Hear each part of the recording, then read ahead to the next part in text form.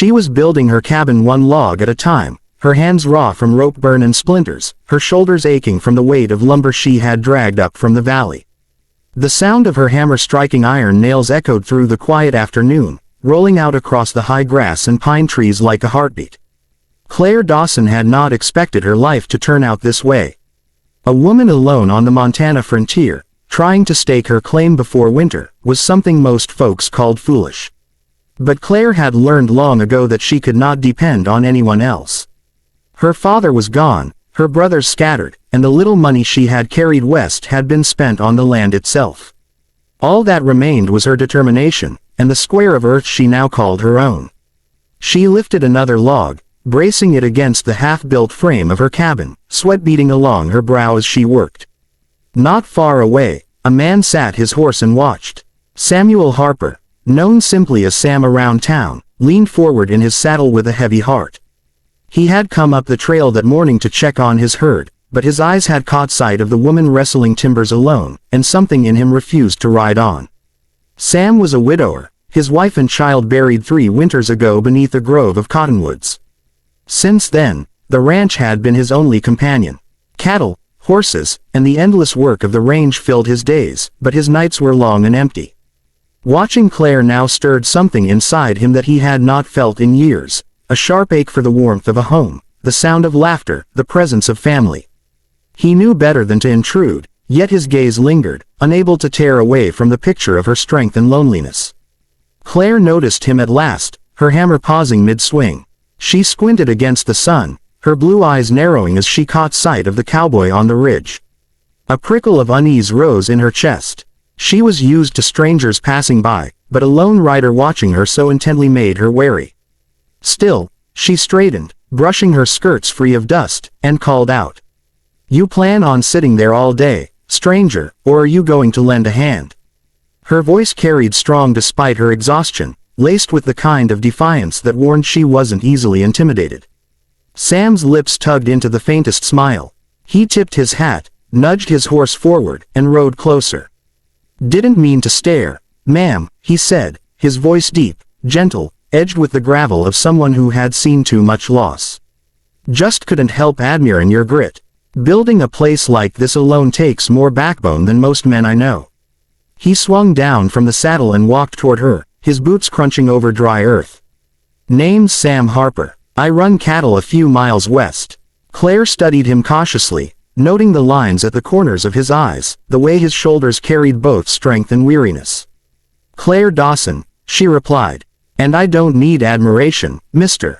Harper. I need this cabin finished before the first snow, or I'll freeze come December." Sam nodded slowly. "Fair enough. Then how about help instead? 2 hands gettin' splinters is better than 1. He didn't wait for her answer, only rolled up his sleeves and moved to the pile of logs. Claire opened her mouth to protest, then shut it again. Pride told her to refuse, but her aching muscles whispered otherwise. So she let him lift the heavy log and fit it into place while she steadied the frame. Together, without another word, they worked. As the sun began to dip lower, painting the sky in strokes of orange and gold, Claire found herself glancing at him more often. He moved with steady patience, never complaining, never rushing. She had known men before who boasted of strength but vanished when real labor appeared. Sam wasn't like that. His silence spoke louder than words, and in it she sensed a loneliness that mirrored her own.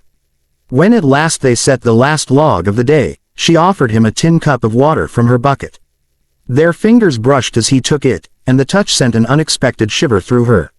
"Thank you," she murmured, not sure whether she meant for the water or for his help. He only gave a nod, drinking deeply, then gazed at the half-built cabin. "You'll have yourself a fine home here, Miss Dawson. Might be rough now, but once it's finished, you'll feel proud every time you walk through that door." His voice carried something wistful, like he was remembering the home he once had. Curiosity pricked at her. "You talk like a man who's built a place before." "I did," he said softly, setting the cup down. "Built a little house for my wife, back when dreams came easy. She passed some years back, took our boy with her." He cleared his throat roughly, looking away as though the words cost him more than he could bear. Claire's heart tightened. She knew grief. It lived in her bones, too.